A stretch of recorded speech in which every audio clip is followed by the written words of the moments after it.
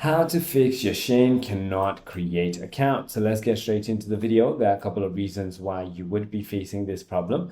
The first thing you're going to do is simply go ahead and check your internet connection. Try toggling between your Wi-Fi and your cellular data. If that is not the case, you might need to simply go to your App Store or Play Store and check if there are any updates for the application available. If yes, you want to simply make sure that your application is up to date and you're using the latest version.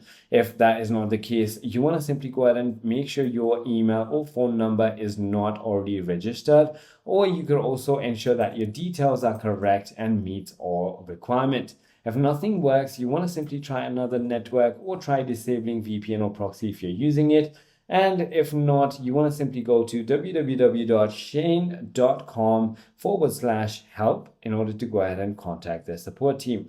I hope this video clarifies everything for you. If you have further more queries, feel free to comment down below and I'll see you on the